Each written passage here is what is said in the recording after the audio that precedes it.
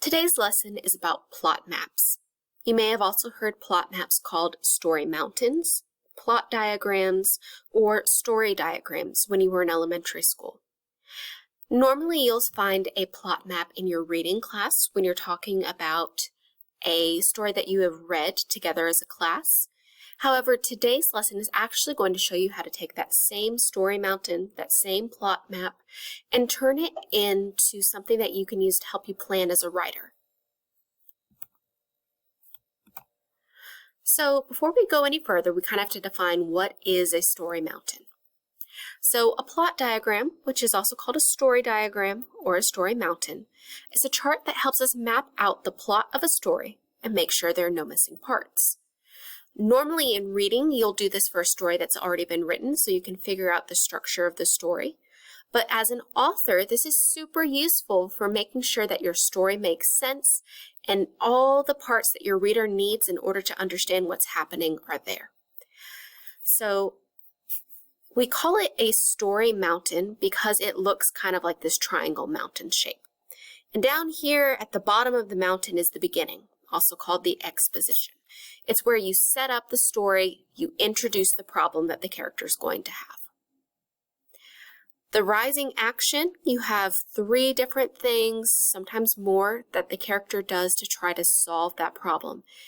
The story is picking up pace. It's like if you're going up the hill on a roller coaster, you're building up your speed, you're building up your force, and you're getting ready to hit that downward slide. The middle, also called the climax, is the turning point of the story. It's the moment where they finally confront the problem and everything changes. It's the turning point. It's where something finally gives. The falling action is what actions come after that big dramatic moment. So you've got the climax, which is where everything changes. The falling action is like the fallout of the climax. What things happen because they finally hit that moment. And then the ending is the resolution. How is the problem or how is the conflict ended? Again, in a reading or a literature class, you'll use this in order to map out somebody else's story. But this is super useful to make sure that you have everything you need in your story as an author. When you do a story mountain, in 6th grade, we will actually ask you to do 2 versions of the story map. That's because there are actually 2 story arcs, the external story arc and the internal story arc. When you plot map your story from the external point of view and the internal point of view, you can really drill down to the heart of the story. So the external story arc is what happened, the literal, actual events of the story. But the internal, because internal means inside, story arc, the internal story arc is how the thoughts and the emotions in the story change. Again, external is the physical actions that are happening in the outside world. Internal is the emotions and thoughts that are happening inside the characters and how those characters change through the story. So in order to show you how to use a plot map or a plot diagram, we're actually going to use that story that you listened to the other day called The Dumbest Boy in the World by Jack Gantos. Now, we're going to start with the external story, the external arc, the physical events of what happened in the story. And if you look, this plot diagram is really not that complicated. How it started, so what started the problem, what started the story, what's the setup, what are the next 3 things that happened that lead us to the big moment? So what was the first thing the character tried? What was the second thing the character tried? What was the third thing the character tried? Normally, there are 3 things before you get to the big moment, and we call that the rule of 3. Because if you just do 1 or 2, that's kind of wimpy. They didn't try very hard. But 3 things that happen next before we get to the moment where everything changes in the story. The big moment is called the climax or the turning point. And that's when the character finally confronts the problem and everything in the story changes based on what they do. The falling action, we've got what happened next.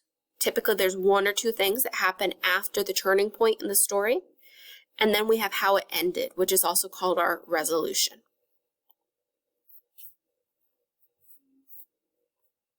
So let's look at a story mountain for Jack Gantos.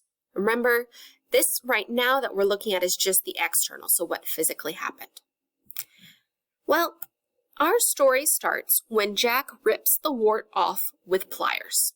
He walks through his yard, he notices that there's a wart on the bottom of his foot, and he goes into the bathroom and he decides to rip that wart off with pliers.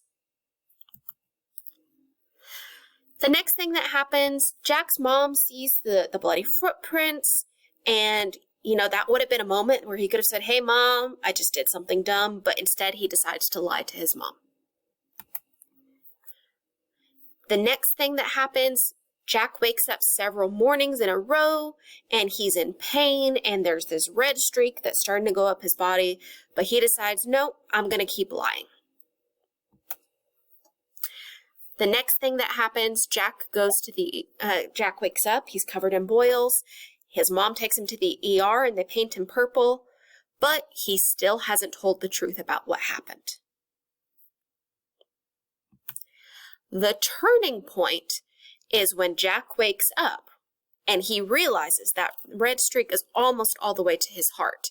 And that's the moment where he finally decides, I can't keep hiding this from my mom anymore. I can't keep ignoring it. I gotta admit what I did. So they take him back to the ER and he admits the truth to the ER doctor. What happens next? Well, in order to get to our resolution, the doctor has Jack take antibiotics. And then Jack has to wait for a couple weeks for the purple to completely fade away. What's the resolution? Well, he doesn't think he was so smart anymore to rip the wart off with pliers and to lie to his mom about it. Again, this is just the external story arc. This is just what physically happened. But we also have the internal story, which is your character's emotional journey, what they think or what they feel.